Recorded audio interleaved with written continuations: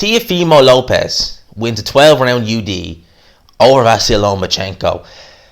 Now, I done previews of this fight. I talked about this fight, a couple of months in advance. I done everything. I always said I felt Vasyl Lomachenko would win the fight. I did also say that Teofimo, early on in that fight, is going to be dangerous because he is going to be looking to take Lomachenko's head off. Lomachenko is known as a slow starter. The inactivity, the fact that he's been out of the ring for over a year now, might play a factor.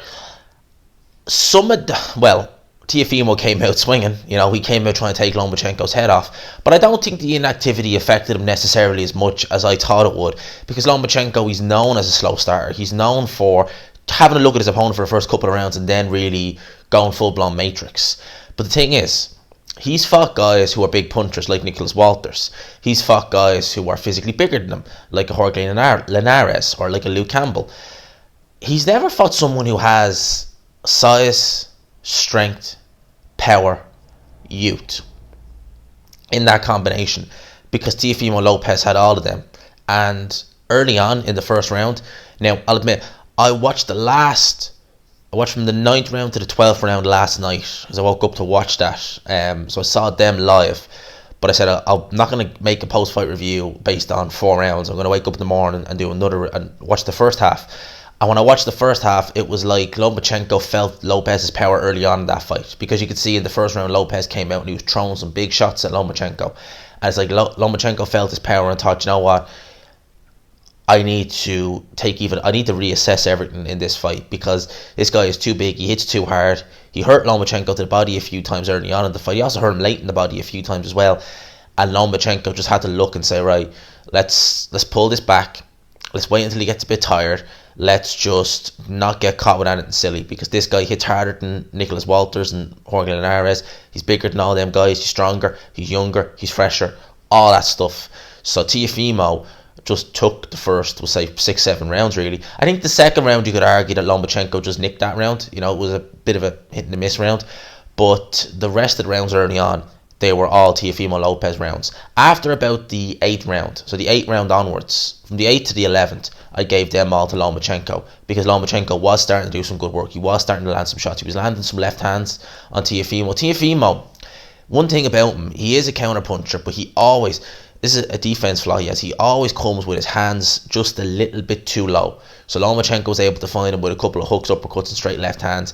They weren't massive shots. Like Lomachenko, his power is respectable, but the shots he was hitting Teofimo with, you could tell they weren't, I'm sure he felt them, but you could tell they weren't necessarily the most devastating shots in the world. He was kind of happy to just kind of say, okay, look, you're hitting me, but I can take these shots and I'll return fire. 10th round, I think it was, where Teofimo appeared to hurt Lomachenko, and the referee Russell Moore actually called it a low blow. Now, on the replay, it looked borderline. It really did. It wasn't a full-blown low blow. It did look quite borderline, but again, it was Lomachenko showing that Teofimo Lopez, he had the power to hurt Vasyl Lomachenko. And then we go into the 12th round. Now, the 12th round was a fun round because both guys came out swinging, but in the exchanges, it was Teofimo trying to have a shootout with Lomachenko. Teofimo came out on top, and he hurt Lomachenko towards the end of the round. I think he hurt him with like 20-25 seconds to go, and only there was a clash of heads, and the referee called time with about 12 seconds to go. Maybe, just maybe, Teofimo could have scored a knockdown on Lomachenko, but at the end of the fight, I thought, you know what, ESPN are saying that this is kind of a close fight, potentially a draw. I think that Teofimo Lopez won the fight. I thought, okay, he's got this, he should nick it. But at the time of watching it live, I was thinking, okay, I don't know what way the first few rounds went. They could be swing rounds. Then I heard the scorecards, 119, 109, 170, 111, 116, 112, and I thought, okay, that's definitely Teofimo. That's definitely him. So they gave it to him, and having watched it this morning in the light of day, I'd have to agree with the 116, 112 scorecard. I thought that was the most accurate.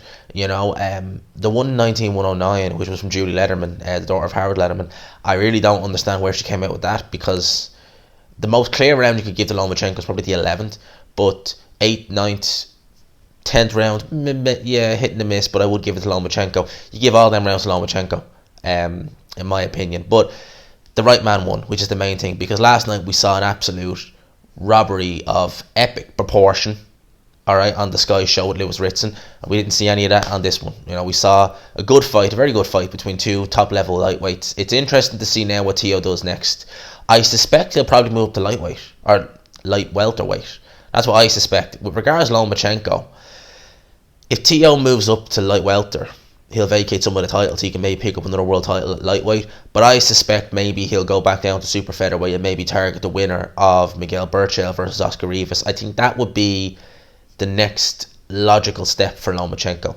Alright, so those are my thoughts on this. Let me know yours down below. I hope you all enjoyed this video. If you did, please smash the like button if you haven't already. Subscribe, of course, if you haven't already, if you're new to the channel.